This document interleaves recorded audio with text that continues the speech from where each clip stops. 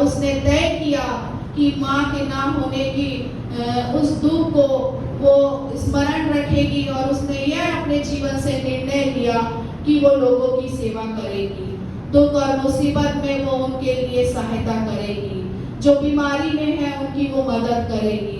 और उसने निर्णय लिया कि वो अपने जीवन में कभी वो शादी नहीं करेगी, और उसने शादी नहीं किया, और उसने प्रण लिया कि वो लोगों की सेवा में अपने जीवन को बिताएगी।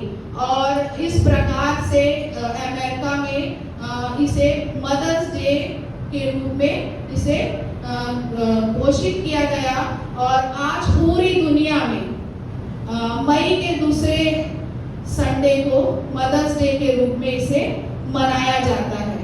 और मैंने वहाँ पे एक चीज और पढ़ा कि अमेरिका में जब युद्ध छिड़ा तो युद्ध में जितने सैनिक घायल हुए थे उसकी भी उस बेटी एना ने बढ़ चढ़कर सहायता की, मदद की, और इस प्रकार से इस मदर्स डे का उत्पत्ति हुआ और मदर्स डे का प्रारंभ हुआ।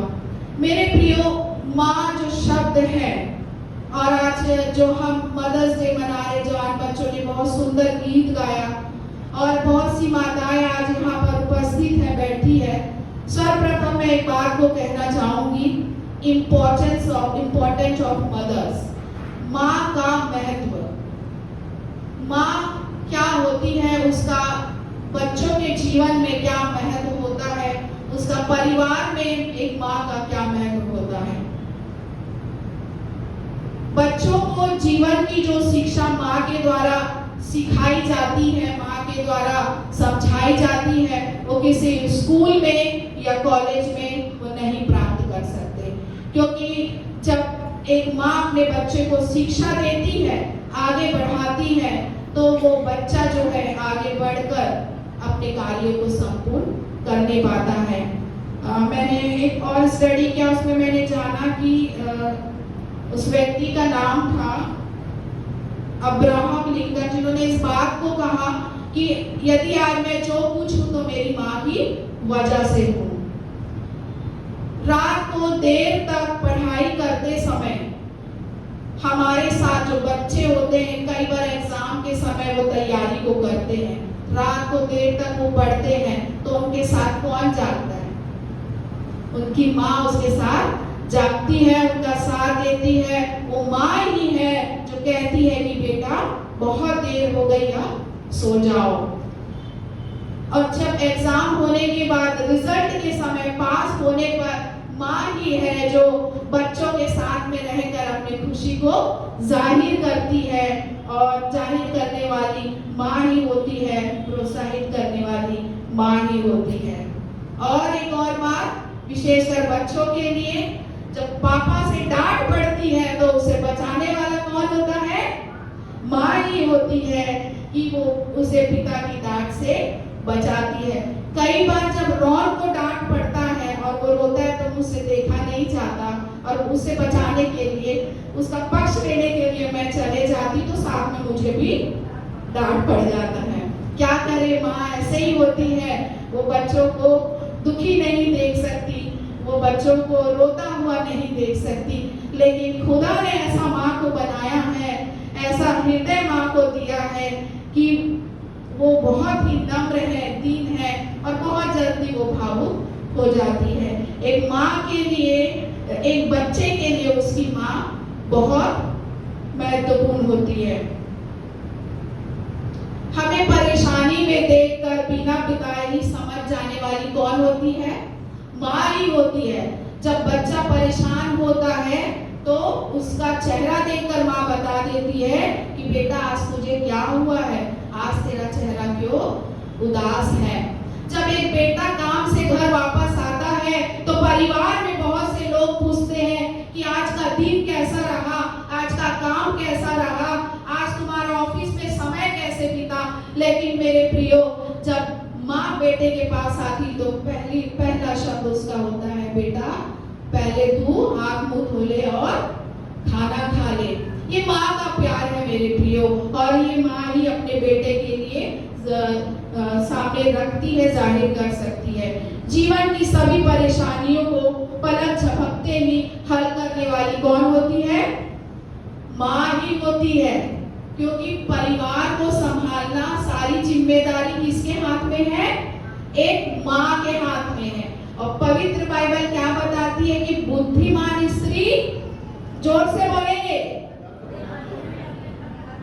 आमीन, हालेलुया, बुद्धिमान स्त्री और मूर्ख स्त्री, परंतु हम परमेश्वर पिता का धन्यवाद है, हम परमेश्वर की बेटियां हैं और हम अपने परिवार को संभालती है। और संभालने की शक्ति और सामर्थ कौन देता है?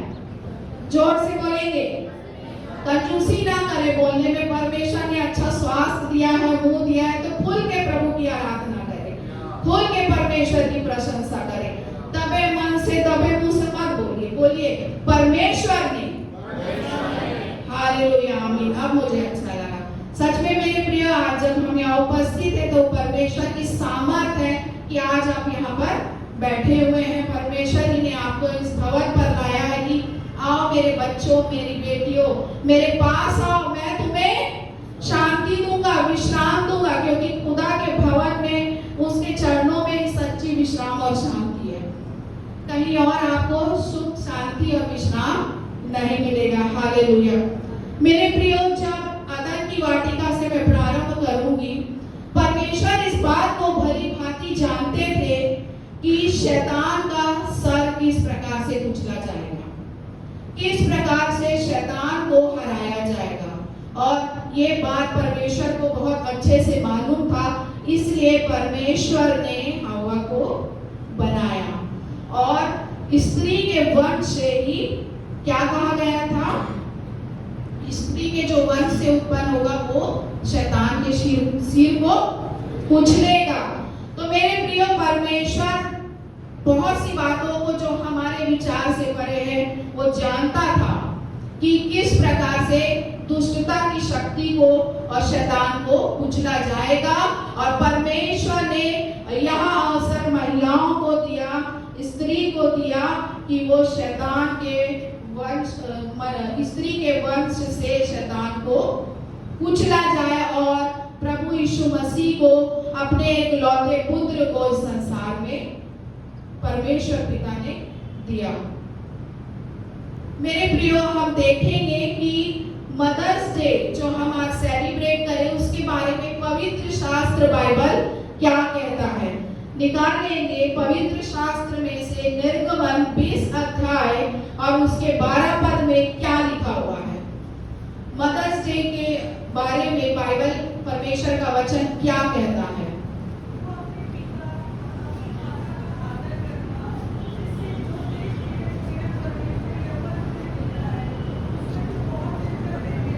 आमीन, हालेलुया, जोर से बोले हालेलुया।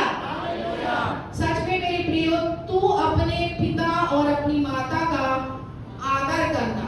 तो परमेश्वर का वचन कहता है यदि हम अपने माता और पिता का आदर करेंगे तो हम अपने देश में सुरक्षित रहने पाएंगे और बहुत दिन तक बसने पाएंगे। उसके बाद इफिसियों 6 अध्याय और उसके 1 से लेकर 3 पद तक पढ़े तो वहां लिखा है, इफिसियों 6 1 से 3 पद में,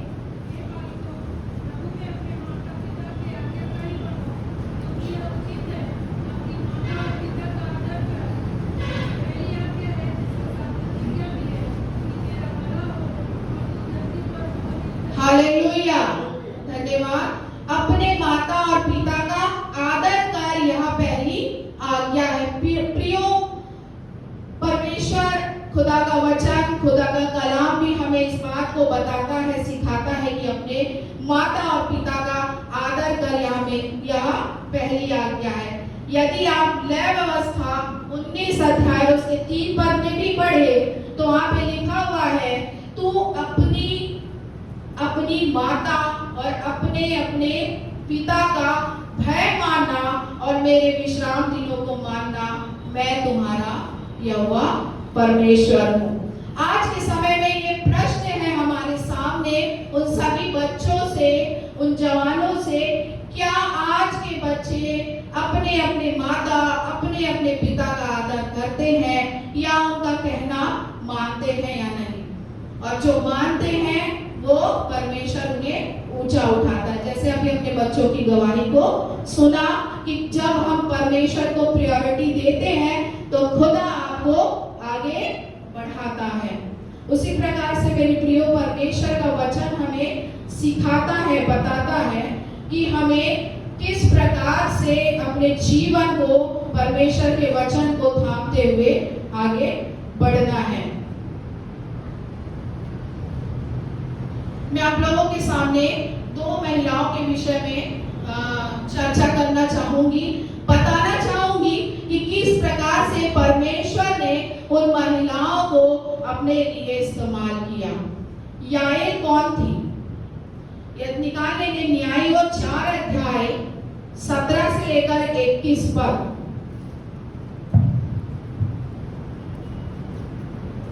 न्यायों 4 अध्याय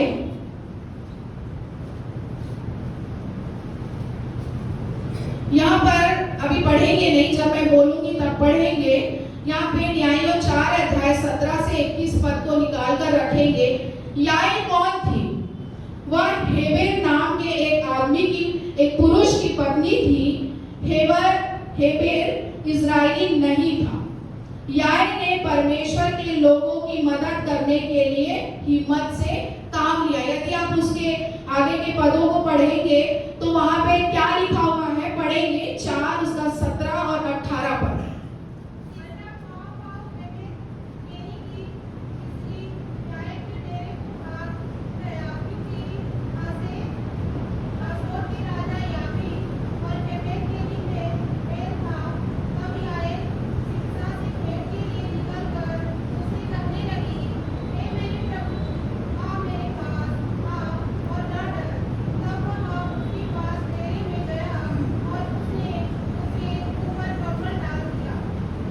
बस यहाँ तक पढ़ेंगे और आगे के पदों को जब आप पढ़ेंगे तो वहां पे पाएंगे कि उस महिला ने क्या किया।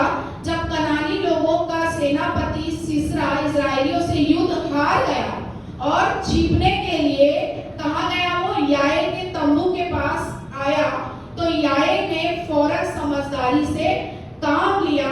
उसने सिसरा को अपने तंबू में आकर आराम करने दिया। जब वह सो रहा था तो याएल ने उसे मार दिया। जब आप आगे की पदों को 21 पद तक पढ़ेंगे तो उसमें लिखा है कि उसने काट उठाया और उसको मारा और वो वहीं पर मर गया। वो इसलिए मर गया क्योंकि वो बहुत थका हुआ था, गहरी नींद में था और उस कारण से उसे पता ही नहीं चला और उसकी मौत हो गई। याएल ने जो किया उससे दबोरा की भविष्यवाणी पूरी हुई कि यहोवा एक औरत के हाथों सीसरा को मरवाएगा।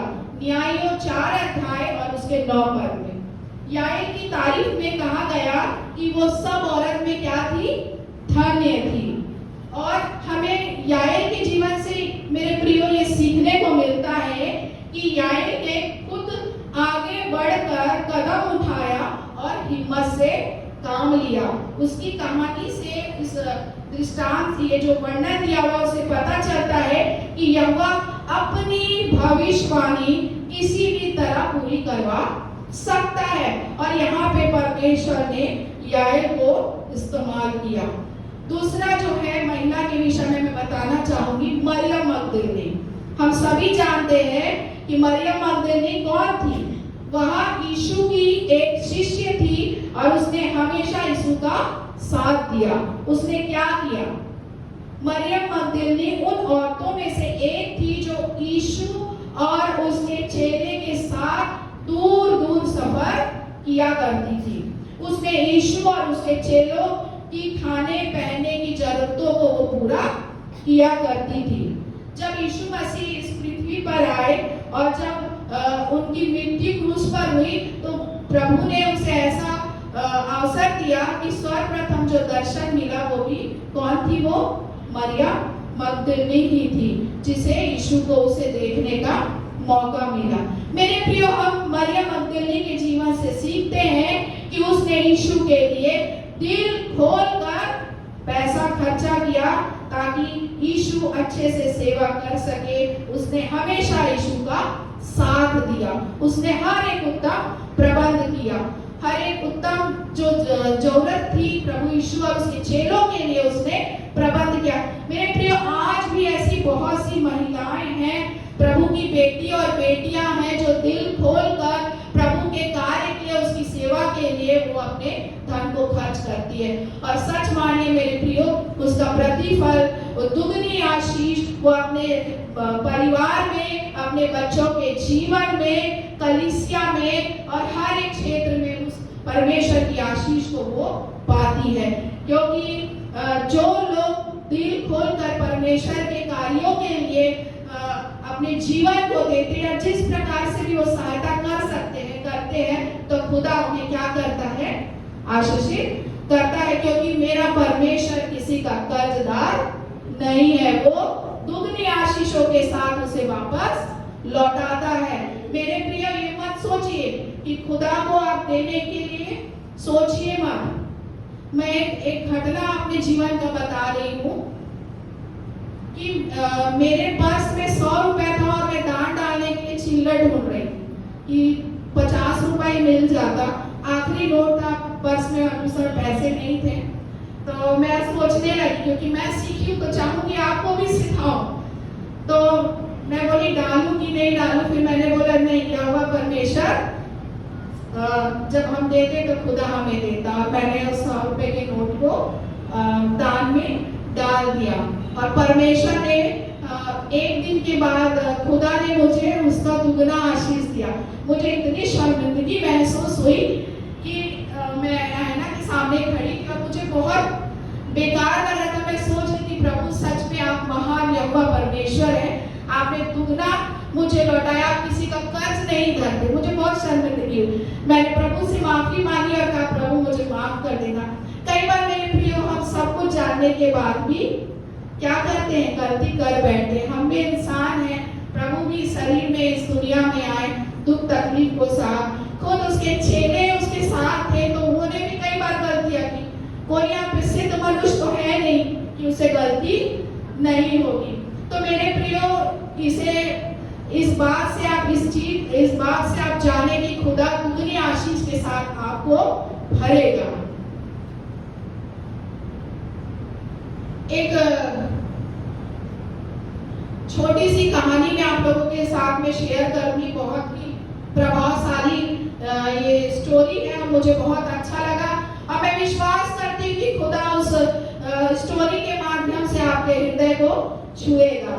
उससे पहले हम देख लेंगे नीति वचन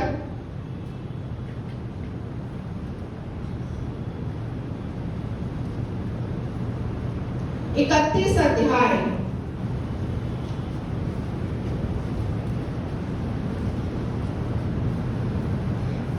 31 अध्याय और उसका 25 पद। 25 और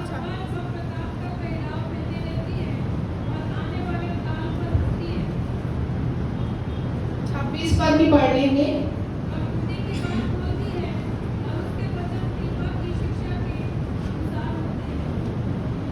यहाँ नीति वचन 31 अध्याय और 25 पद में लिखा है, यह महिलाओं के विषय में बताया गया, वह बल और प्रताप का पहिरावा पहने रहती है और आने वाले काल पर हंसती है। वह बुद्धि की बात बोलती है और उसके वचन कृपा की शिक्षा के अनुसार होते हैं।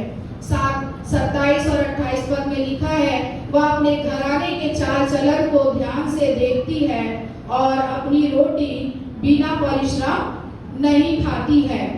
उसके पुत्र उठकर उसको धन्य कहते हैं, उसका पति भी उठकर उसकी ऐसी प्रशंसा करता है। हालेलुया।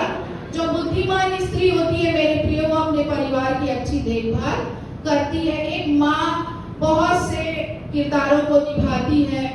वह एक बेटी है, पत्नी है, बहन है और बहुत सी जिम्मेदारियों को वो पूरा करती है। उसके कांधों में बहुत सी जिम्मेदारियां होती है जो प्रतिदिन उसे निभाना होता है। मेरे प्रियो, एक अच्छी बुद्धिमान स्त्री सुबह से उठकर अपने घर के कामों को करती है, अपने परिवार के हर एक जरूरतों को, बच्चों के और पति के उठने के पहले उसे वो पूरा करती है, उत्तम प्रबंध करती है।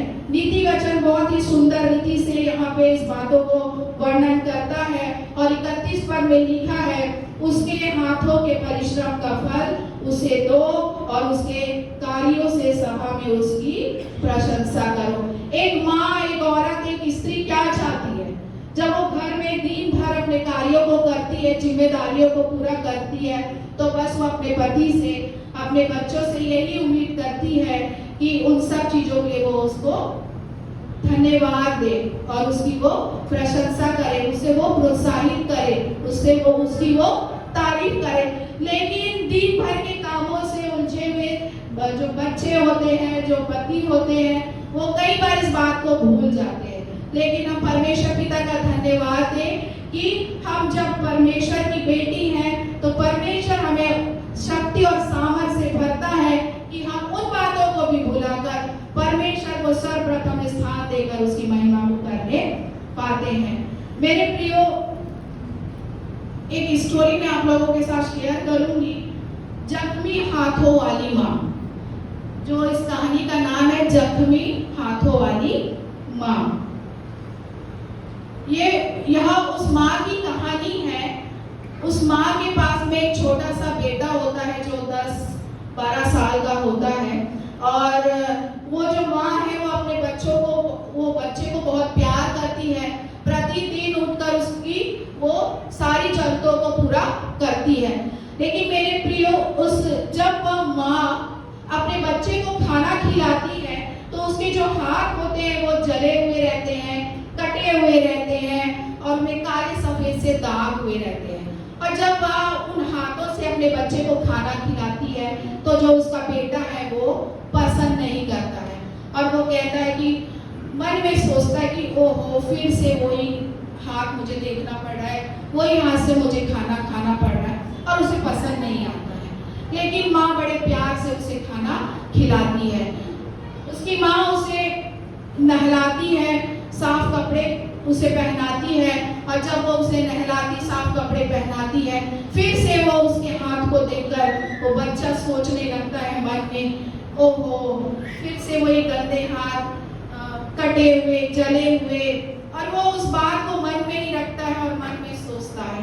एक दिन जब उसके दोस्त उसके घर में आते हैं, तो उसकी माँ अपने बेटे के दोस्तों के लिए उत्तम नाश्ता का प्रबंध करती है, और उसे जब लाकर टेबल पर परोसती है, तब जब उसके दोस्त उसकी माँ के हाथों को देखते हैं, तो वो भी उसी प्रकार से कहने लगते हैं और मन में सोचते हैं, आपस में कहते हैं, ओफो, ये कितना गंदा हाथ है, कितना जला हुआ हाथ है, कितना बुरा हाथ है, काले सफेद इसमें दाग है। और वो उस खाने को, नाश्ते को पसंद नहीं करते खाना। लेकिन फिर भी मेरे प्रियो, ये बात उस बच्चे के मन में खाई जाती है। वो उसे सोचता रहता है, अपने मन में विचार करता है कि क्यों मुझे ऐसे गंदे हाथों से खाना पड़ता है, कपड़ा पहनना पड़ता है, नहाना पड़ता है, क्यों मेरे साथ ऐसा होता है। और जब एक दिन समय आता है कि वो अपनी माँ से ये प्रश्न पूछ ही बैठता है कि माँ, आपके हाथ इतने गंदे क्यों हैं, आपके हाथ इतने बुरे क्यों हैं, मुझे अच्छा नहीं लगता। तब उसकी माँ उस बात को समझती थी, वो जानती थी कि उसका बेटा उसे पसंद नहीं कर रहा, उस हाथ से खाना पसंद नहीं कर रहा, उस हाथ से कपड़ा पहनना पसंद नहीं कर रहा, वो किसी भी चीज से वो पसंद नहीं करता कि उन हाथों से मेरी माँ उस कामों को करे। और फिर बड़े दुख के साथ, आंसुओं के साथ वो अपने बेटे को कहती है कि बेटा, आज मैं तुझे बताती हूँ कि मेरे हाथ ऐसे क्यों हैं। जब हमारी परिस्थिति बहुत खराब थी, हम बहुत गरीब थे और एक झोपड़ी में हम रहा करते थे, तब तुम सिर्फ 6 महीने के थे और तुम्हें चटाई में लेटाकर मैं कुछ काम करने के लिए, तुम सो गए थे, लेटाकर मैं बाहर चले गई। और जब मैं घर वापस आई तो मैंने देखा कि इस झोपड़ी में आग लग गई है। बहुत से लोग बाहर खड़े हुए चिल्ला रहे हैं और जब मैं दौड़ी कि मेरा बच्चा उस झोपड़ी के अंदर में है, लोगों ने मुझे कस कर पकड़ लिया, मुझे वहां जाने नहीं दिया। फिर भी मैंने उन्हें अपने आप को छुड़ाने की कोशिश की, पर लोगों ने मुझे नहीं छोड़ा क्योंकि उन्हें डर था कि मैं जल ना जाऊं। लेकिन मैं कैसे भी करके अपने आप को छुड़ाई और उस झोपड़ी के अंदर में मैंने देखा कि तुम चटाई में लेटे हुए रो रहे हो और उस चटाई में भी आग लग गई है और वो बस धीरे धीरे करके तुम्हारी ओर बढ़ रही थी। और तभी मैंने अपने दोनों हाथों को बढ़ाया और तुम्हें वहां से निकाल लाया। और उसके बाद ये हुआ कि मेरा बेटा बच गया, तुम्हें बेटा कुछ भी नहीं हुआ, तुम सुरक्षित थे। लेकिन जब बाद में मैंने अपने हाथों को देखा तो मेरे हाथ बहुत बुरी रीति से झुलस चुके थे। और इस बात को सुनते ही बेटे को बहुत दुख लगता है, उसकी आंखों में आंसू आ जाता है और वो अपनी माँ से गले लग कर कहता है, माँ आप महान हो, सच में माँ आप मुझे बहुत प्यार करती हो। और जब उसके दोस्त उसके घर में आते हैं, उनसे सारी बातों को वो बताता है और उनके दोस्तों की आंखों में भी आंसू आ जाते हैं और उनका प्यार पहले से ज्यादा अपनी माँ के लिए बढ़ जाता है। सच में मेरे प्रिय, माँ ऐसे ही होती है, वो अपने बच्चों के लिए हर चीज करना चाहती है, वो हर जो संभव काम है वो करना वो अपने बेटों के लिए करती है, चाहे बेटा बुरा हो भला हो, पर वो अपने बेटे को बहुत प्यार करती है। हम भी आज यहाँ पर बैठे हुए अपनी जगह में कई माँ हैं, कई माताएं यहाँ पर बैठी हुई है। भले हम भी माँ बन गए, हमारी शादी हो गई, हम माँ बन गए, बच्चे हो गए, लेकिन इस घड़ी में भी हम कई बार अपनी माँ को याद करते हैं। मैं विश्वास करती हूँ सभी जितनी माताएं माँ बन गई अपनी माँ को बहुत याद करते, पिता भी अपनी माँ को याद करते, क्योंकि माँ का प्यार अद्भुत है, गहरा है।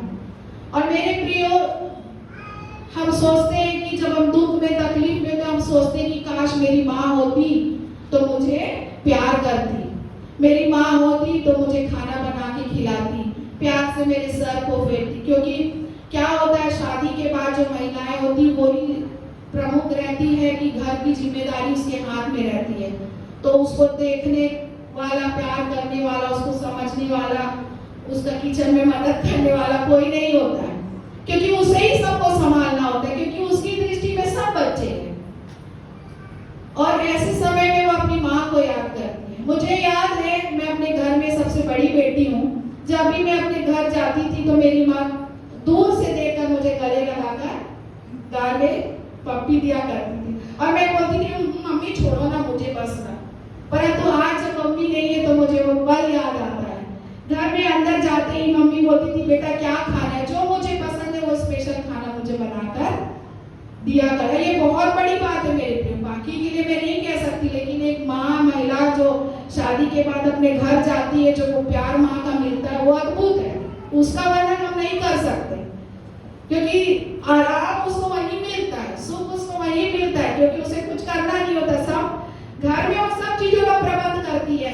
सुबह से उठ के बच्चों को स्कूल भेजना, नाश्ता बनाना, हस्बैंड के लिए टिफिन बनाना, घर का पूरा काम को करना। लेकिन जब अपने घर जाती माँ के पास तो उसे आराम से बैठती है, शांति से बैठती, उसे किसी चीज की चिंता नहीं होती, क्योंकि उसे मालूम है कि उसकी माँ उसे पूरा करेगी।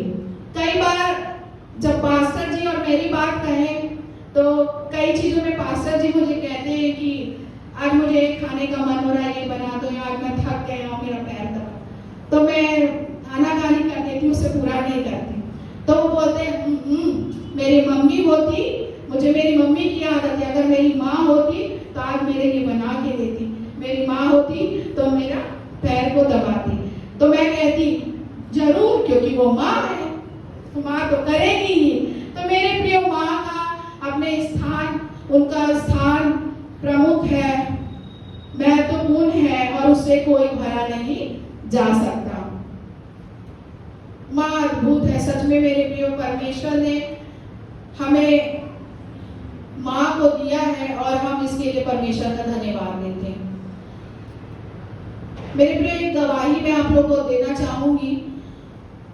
मेरे जीवन में एक ऐसा समय आया कि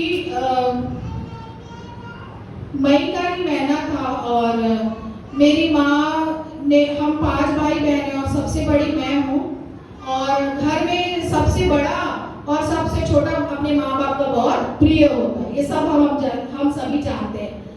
तो हम 5 भाई बहन हैं, एक भाई है, 4 बहन, उसमें सबसे बड़ी मैं हूँ और मैं अपनी माँ की लाडली थी। बाकी का तो मुझे नहीं पता, लेकिन मेरी माँ मेरे लिए हर उत्तम प्रबंध करती थी, जिसको देखकर मेरी बहनें गुस्सा हो जाती। तो मुझे याद है कि किस प्रकार से मेरे पिता, जब मैं 10 साल की थी, वो गुजर गए और मेरे पिता रेलवे में काम किया करते थे, वो ड्राइवर थे, और उनके गुजर जाने के बाद पेंशन जो मम्मी को मिलता था, उसी में मम्मी ने हमारा पालन पोषण किया, सब बच्चों को पढ़ाया लिखाया, इस काबिल किया और अपनी जिम्मेदारी को पूरा किया। सच में मेरी प्रियो, मेरी माँ के संघर्ष को मैंने अपने जीवन में देखा कि किस प्रकार से उसने अपने बच्चों की जो जिम्मेदारी थी, अच्छे स्कूल में पढ़ाना, शादी ब्याह करना, उन्हें पूरा किया। मैं उस बात को जब आज याद करती हूँ तो मेरे आंखों में आंसू आ जाते हैं। सच में प्रियो, हम जब तक पास में रहते हैं तो उसकी कीमत नहीं समझ सकते, हम नहीं समझ पाते। और ऐसा हुआ कि मेरी मम्मी की तबीयत बहुत ज़्यादा खराब हो गई थी, उन्हें ब्रेन हेमरेज हो गया था और वो सेंस में नहीं थी। और हुआ यूँ कि उसी समय मेरा भी बहुत बड़ा ऑपरेशन हुआ, मेरा मेजर ऑपरेशन हुआ और उसी वक्त मेरी माँ की तबीयत भी खराब हो गई और इतना विषम परिस्थिति उस समय था। मैं प्रभु परमेश्वर का धन्यवाद देती हूँ।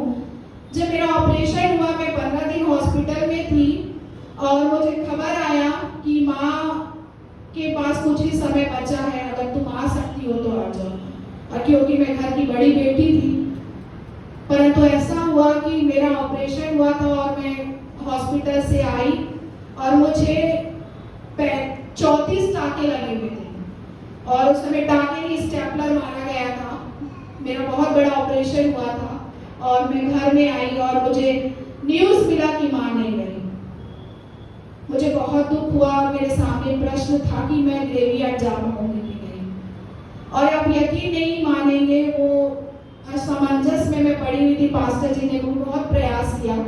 फिर ऐसा हुआ कि मैंने अपने पेट में, क्योंकि ताज़ा था, 34 टाँके लगे हुए थे, नया नया था, ऑपरेशन हुआ था, मुझे आराम करना था, तो मेरे पेट में दुपट्टा से कस के कपड़ा बांधा गया।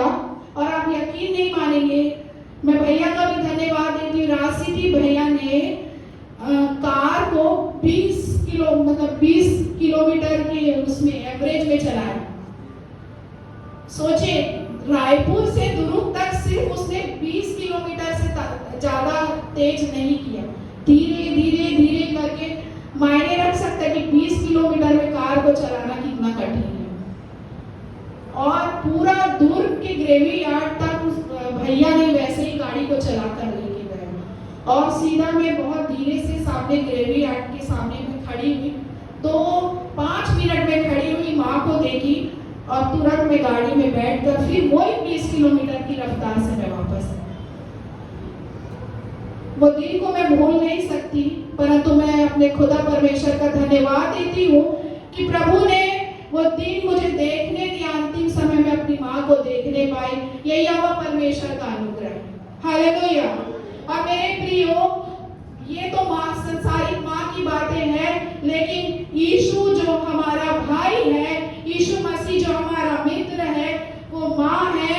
यीशु मसीह ही वह व्यक्ति है, वो अद्भुत युक्ति करने वाला हमारा उद्धार करता है, जो हमें नरक की आग से निकालता है। वो नहीं चाहता कि उसके बच्चे नरक की आग में झुलस जाए या उसके बच्चे गलत संगति में पड़ जाए। प्रभु यीशु मसीह परमेश्वर पिता ने अपने बच्चों से इतना प्यार किया कि अपने इकलौते पुत्र यीशु मसीह को इस संसार में भेजा ताकि उसके प्रिय बच्चे, उसकी संतान बचाई जा सके। उसके हाथों में कीले ठोके गए, उसके पांव में कीले ठोके गए, उसे भेदा गया ताकि उसके बच्चे बच सके। परमेश्वर पिता ने अपने बेटे को कुर्बान किया ताकि मेरी सारी संतान बच सके। यशायाह 49 जो वचन पाठ था, उसमें 15-16 में लिखा है वह अपनी तुलना जो है माँ से करता है, पर वह उससे बढ़कर है। हालेलुया। हमारा परमेश्वर यहोवा उससे बढ़कर है। परमेश्वर ने हमसे इतना प्रेम किया कि उसने अपना एकलौता पुत्र हमें दे दिया। यशायाह 49 और उसके 15 और 16 पद में लिखा है, क्या यह हो सकता है कि कोई माता अपने दूध पीते बच्चों को भूल जाए और अपने जन्माए हुए लड़कों पर दया ना करे? हाँ, वह तो भूल सकती है, परंतु मैं तुझे नहीं भूल सकता। देख, मैंने तेरा चित्र अपनी हथेलियों पर खोदकर बनाया है। सच में मेरे पिता परमेश्वर जैसा खुदा हमसे प्रेम करता है, जैसा यीशु हमसे प्रेम कर सकता है, जैसा वो शांति हमें प्रदान कर सकता है, कोई भी नहीं कर सकता। उसने माँ का उदाहरण लेकर अपने आप को साबित किया कि जन्माने वाली माता भूल सकती है, लेकिन मैं तुझे कभी नहीं भूलूंगा, ना छोड़ूंगा, ना त्यागूंगा। मेरे प्रिय, जब मैं ऑपरेशन थिएटर में थी, जब मेरा ऑपरेशन चल रहा था, मैं उस पीड़ा में थी, उस दुख में थी, उस तकलीफ में थी, तब कौन मुझे संभाला? कौन ने मुझे सामर्थ्य दिया? कौन ने मुझे इतनी शक्ति दी? यीशु नासरी ने। जब प्रियो आप दुख में, तकलीफ में होते हैं, अकेलेपन में होते हैं, जब आप निराशाओं में होते हैं, जब आप रोते हैं, तो कोई भी आपको वो सच्ची शांति नहीं दे सकता। कोई आपके पास उस समय नहीं आ सकता। कोई आपके मन को नहीं जान सकता कि आप किस पीड़ा से गुजर रहे हैं, किस परिस्थितियों से आप गुजर रहे हैं। केवल एकमात्र यीशु मसीह ही है जो आपको सच्ची सांत्वना दे सकते हैं। जब आप उसको पुकारो तो वो आपके आवाज को सुनेंगे, क्योंकि खुदा का कलाम कहता है, मत डर, मत डर, मैं तेरे संग हूं, इधर उधर मत ताक, मैं तेरा यहोवा परमेश्वर। मेरे प्रियो, ये बहुत सच्ची बात है और आपके जीवन में भी ऐसे समय आया होगा। प्रभु का वचन, खुदा का कलाम कहता है, ऐसे समय में आपके पास कोई नहीं होता, केवल यीशु मसीह, पवित्र आत्मा ही है जो सहायक के रूप में पर प्रभु यीशु नासरी ने हमें दिया है, जो आपको सच्ची शांति और सांत्वना देता है, आपको उबारता है, मुसीबतों से निकालता है। इसलिए वो कहता है कि देख, मैंने तेरा चित्र अपनी हथेलियों पर खोदकर बनाया है। जब यीशु मसीह को क्रूस पर लटकाया गया तो उसके बगल में एक जो डाकू था, उसे सच्ची शांति किसने दिया? क्या दुनिया ने उसे सुधारा? क्या उसे सिखाया? नहीं। लेकिन जब उसने खुदा को ग्रहण किया, यीशु को ग्रहण किया, तो वो स्वर्ग राज्य में प्रवेश करने पाया। सच में मेरे प्रियो, प्रभु यीशु मसीह हमारा मित्र भी है, एक माँ के समान वो हमें संभालता भी है, हमारा मार्गदर्शन भी करता है, हमें उत्तम उत्तम चीजें खिलाता भी है, चंगाई को देता है, हर पल, हर क्षण, हर घड़ी वो हमारी सहायता करता है, हमें हर एक दुर्घटनाओं से वो बचाता है। यीशु की तरह इस संसार में कोई नहीं। सच में हम प्रभु परमेश्वर का धन्यवाद दें कि आज इस दिन को हम देखने पाए, और हम प्रभु यीशु मसीह परमेश्वर पिता का धन्यवाद दें कि इतने सुंदर माता पिता ने परमेश्वर ने हमें दिया है। आप उनसे पूछिए जिनके पास ना तो पिता है ना माँ है, वो कैसे अपने जिंदगी को बिताते हैं, कैसे वो रोते हैं, कैसे वो तकलीफ में होते हैं। लेकिन चिंता की बात नहीं, जिनका कोई नहीं उनका कौन है? यहोवा परमेश्वर। हालेलुया। आइए परमेश्वर पिता के लिए जोरदार हम ताली बजाएं।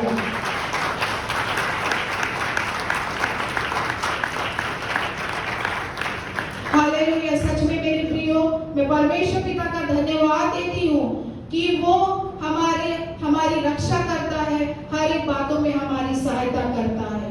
और खुदा का वचन कहता है, कलाम कहता है, जो स्त्री यहोवा का भय मानती है उसकी प्रशंसा की जाएगी।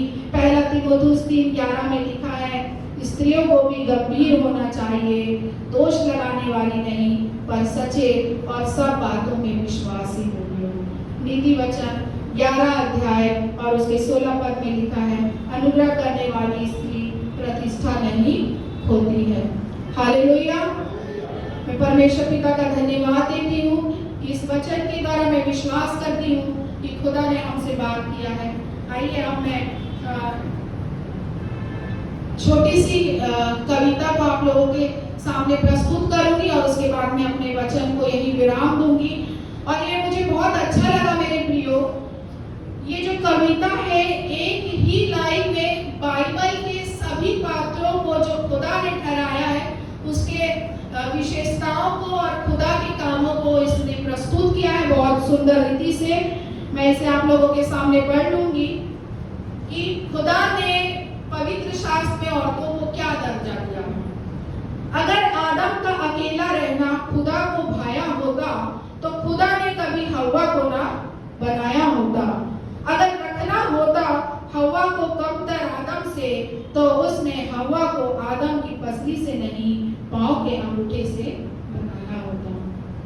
अगर देना ना होता इज्जत का दर्जा औरत को तो सारा को बुढ़ापे में मां ना बनाया होता। अगर भरना ना होता रूहे पाक से औरत को तो खुदा का बेटा मरियम के हरम में ना समाया होता। अगर होता ना पाक रिश्तों का साफी तो पतरस की सास का बुखार ना भगाया होता। अगर माफी होती जागीर सिर्फ मर्दों की तो गुनाहगार औरत को पथरवा से ना बचाया होता। अगर देनी होती दो जग की आग औरत को तो सामरी औरत को जिंदगी का पानी ना पिलाया होता।